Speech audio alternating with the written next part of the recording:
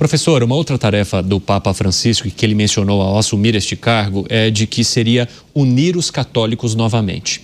Ao longo da história, a Igreja Católica foi perdendo a capacidade de se comunicar com as pessoas ou de atrair ou garantir novos fiéis? Como é que a senhora avalia, né, a maneira como a religião se comportou, a religião católica e o diálogo que ela passou a estabelecer com os mais jovens? Olha, Evandro, essa pergunta é difícil. Difícil, mas eu vou tentar responder dentro do que eu penso, né, sobre isso, e já pensei muito. Aliás, a jornada da juventude aqui no país, falando já que estamos, né, falando sobre isso. Foi um banho de... Falei da unidade. Sim. Quando a gente fala, entre outras coisas, por exemplo, de caridade, não é só benemerência, porque as ONGs também fazem e não tem religião.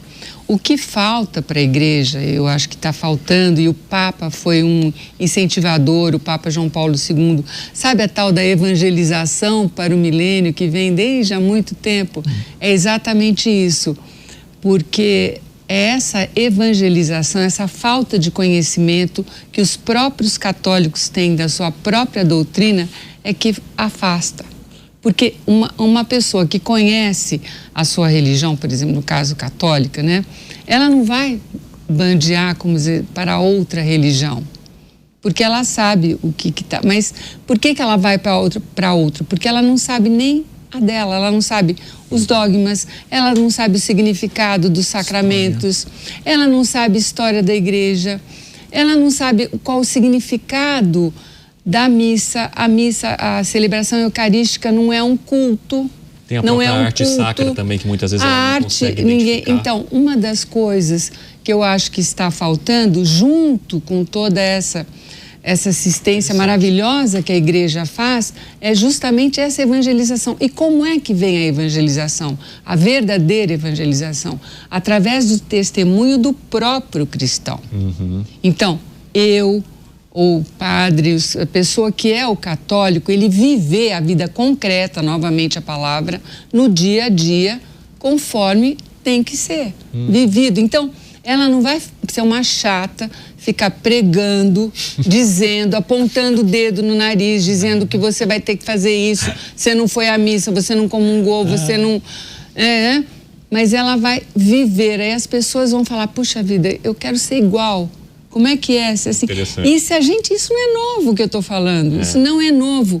Porque quando a gente vê a história da igreja, que é maravilhosa, eu recomendo, padre, dá um curso, o senhor também, padre, de história da igreja, né? Porque os primeiros cristãos, eles faziam exatamente isso, eles não sabiam, ele não tinha evangelho ainda, não tinha.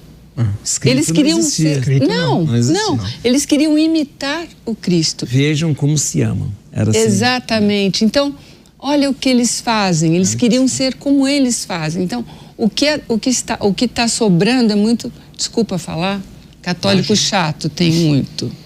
Que fica apontando o dedo, falando o que tem que fazer, o que não tem que fazer. Só de apontar o dedo já há um erro. Exatamente. O que falta é justamente a pessoa que dá o testemunho, que acolhe, que faz, porque dentro da própria família, dentro daquele lugar onde você vive, você pode ser diferente dando seu testemunho sem falar. Então, aí é que você encanta. É o que o Francisco fez. O que o Papa fez. O que o Papa fez. E é interessante também, porque nesse último discurso dele, né, ao falar entre outras questões, ele mencionou, Padre Boris, que a morte não tem a última palavra. Por que a morte não tem a última palavra? Porque nós seguimos o Cristo que venceu a morte. E a última palavra é do Pai, que ressuscitou Jesus entre os mortos. Essa é a nossa fé. Então, nós não somos vencidos pela morte, nem pelo pecado e nem pelo mal. Nossa. Essa é a fé da igreja. Parece que coincidiu exatamente interessante. No momento que ele e veja bem, e o Santo Padre faleceu na Páscoa, para mostrar para a humanidade que ele viveu uma Páscoa permanente. A Páscoa, a gente usa na liturgia, a palavra Páscoa, além de ser, é a nossa passagem também. Páscoa é passagem. Mas a gente usa liturgicamente, quando se morre, dizendo, nós fizemos a nossa Páscoa. Sim. Nossa Páscoa, né? Nós fizemos a Páscoa definitiva que nós usamos. Essa é a nossa Páscoa definitiva, né? E o Papa Francisco celebrou verdadeiramente, concretamente, como a professora está insistindo, né? Concretamente ele celebrou a Páscoa, porque ele realmente passou, e de uma maneira muito bonita, que todo mundo viu, de uma maneira bonita, porque ele deu a benção Urbi et Orbi, depois né?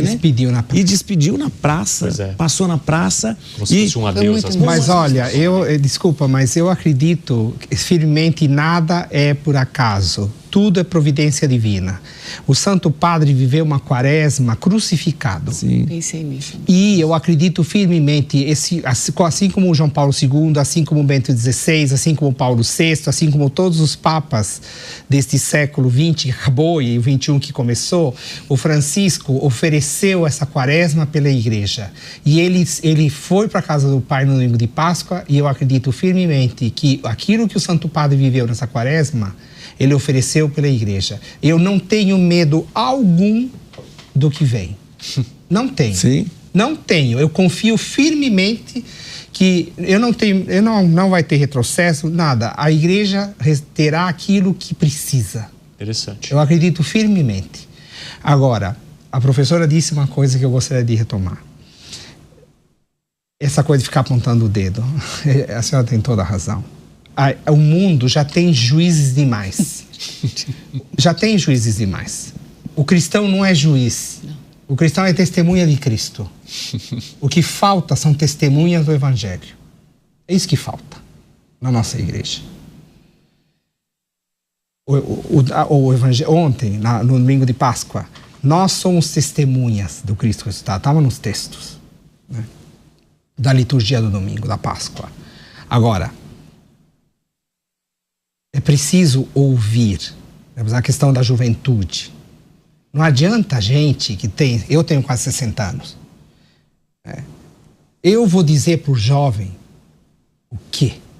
Tem que escutar o jovem. O Papa Francisco deu... Você pega os processos dos últimos sínodos. O Papa sentou no meio da juventude e escutou os jovens. Os processos sinodais dos últimos sínodos, o Papa sentava para ouvir. Se a gente aprendesse isso, se nós aprendêssemos isso nas nossas paróquias, e nós ouvíssemos os leigos, a professora tem razão.